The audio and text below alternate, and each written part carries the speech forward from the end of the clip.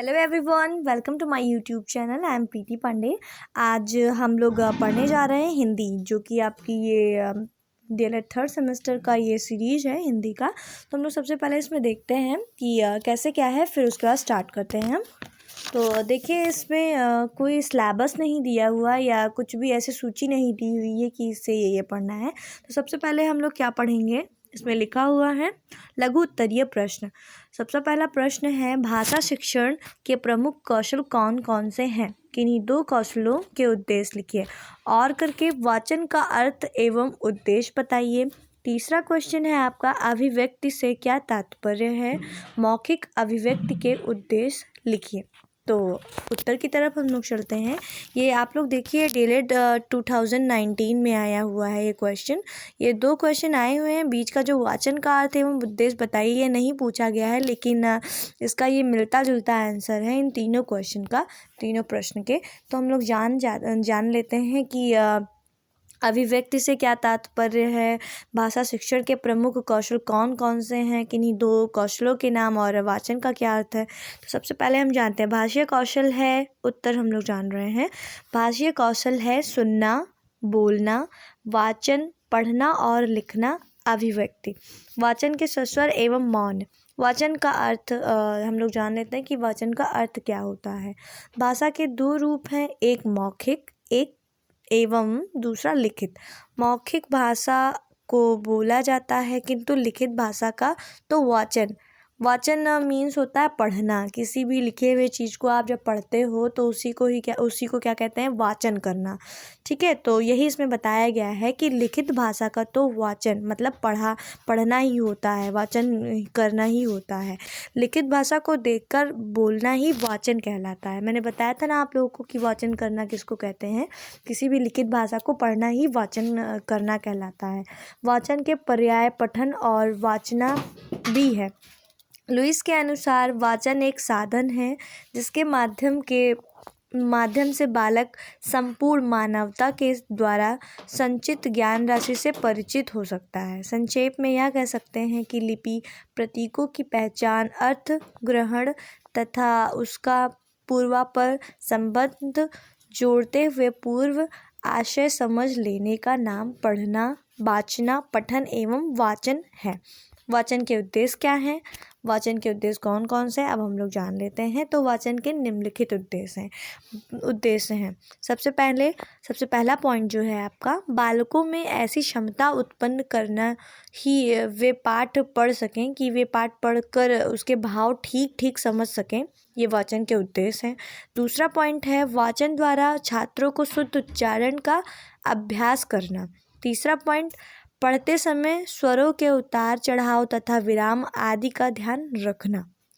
Fourth number मतलब चौथा point है आपका, आत्मसात किए गए विषय को बालक दूसरों को भी समझा सके, उसमें ऐसी योग्यता उत्पन्न करना। ये जो हमने पॉइंट पढ़े हैं, ये वाचन के उद्देश्य हैं। फिफ्थ नंबर पॉइंट है, बालकों में ऐसी क्षमता उत्पन्न करना कि वे पाठ का वाचन इस प्रकार कर सकें कि सुनने वाला सरलता से समझ सकें। सिक्स नंबर, छात्रों में पढ़ते हुए अर्थ ग्रहण करने की क्षमता उत्पन्न करना। ये सब वाचन के उद्देश्य हैं। सेवेंथ नंबर है, बालकों को क्रमशः त्वरित गति से पढ़ने का अभ्यास कराना, अर्थात वे अपने एक दृष्ट विराम में अधिक से अधिक शब्दों व वाक्यों को ग्रहण कर सकें। आठवां नंबर है, पाठ्य पुस्तकों के अतिरिक्त छात्र कहानियों, कविताओं, नाटकों, उपन्यासों तथा समाचार पत्रों को पढ़ने में रुचि ले तथा इस प्रकार मनोरंजन के साथ साथ उनके ज्ञान क्षेत्र का विकास हो। अभिव्यक्ति मौखिक एवं लिखित। अब हम लोग इसके बारे में पढ़ेंगे कि अभिव्यक्ति क्या है या मौखिक एवं लिखित क्या है। तो अभिव्यक्ति, मनुष्य के मन में भावना और विचारों का उद्भव होता रहता है। वह जब भी जो कुछ देखता है, जो वह दृश्य उसके मस्तिष्क में दृष्ट बिंब बनाता है। कोई ध्वनि सुनता है तो उसका श्रुति बिंब बनता है। जब वह दूसरों के साथ सुनता या पढ़ता है तो विचार बिंब बनता है। ये सभी बिंब तथा व्यक्ति के पूर्व अनुभव मिलकर मिश्रित नए नए विचारों तथा भावों की अनुभूति कराते हैं, वह उसकी व्यक्तिगत अनुभूति होती है। व्यक्ति अपनी अनुभूति को प्रकट करने, दूसरों तक पहुँचाने के लिए उत्सुक रहता है। व्यक्ति की अनुभूति का यह प्रकटीकरण अभिव्यक्ति है। प्रत्येक व्यक्ति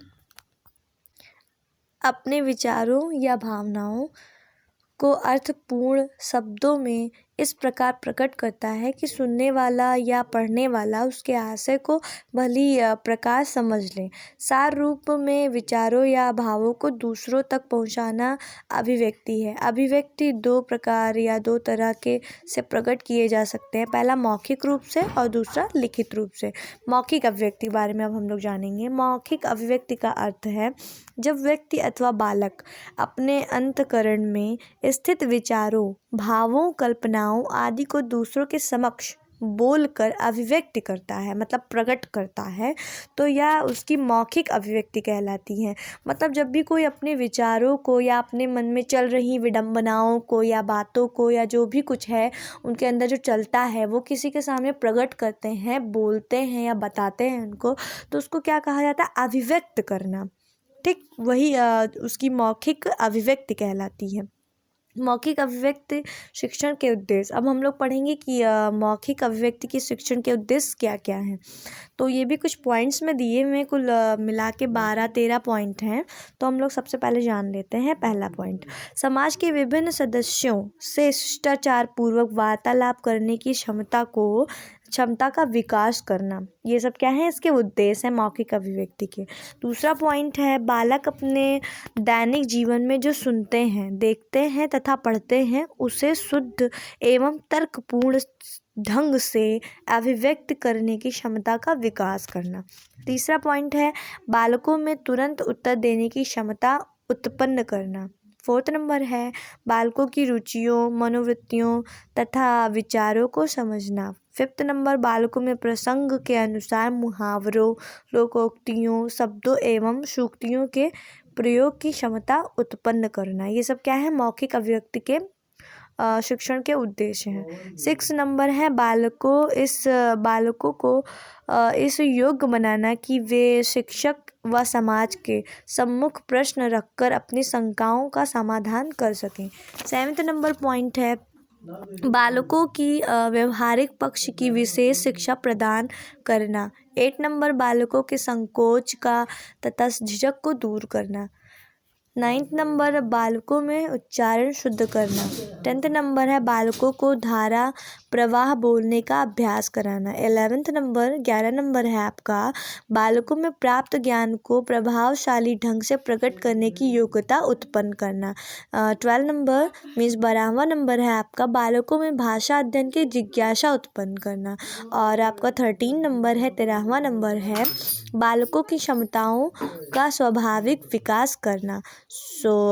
ये आपका पहला जो है लघु उत्तरीय प्रश्न जो कि 2019 में आया हुआ है, ये यहाँ जाकर ख़त्म होता है। ये लगभग 2 पेज का है, 2 क्या आप 2.5 बोल सकते हो उसको। और फिर आपका दूसरा क्वेश्चन है भाषा शिक्षण में सस्वर वाचन का क्या महत्व है। ये मेरे दूसरे वीडियो में मिलेगी, इसकी लिंक आपको डिस्क्रिप्शन बॉक्स में मिलेगी। अगर आपका कोई भी सजेशन हो तो प्लीज़ आप सजेस्ट कीजिए हमारे कमेंट बॉक्स में, और प्लीज़ मेरे चैनल को सब्सक्राइब कीजिए, लाइक कीजिए और कमेंट कीजिए। So if you have any problem so you can comment. So thanks for watching. Have a good day. Take care. Bye bye.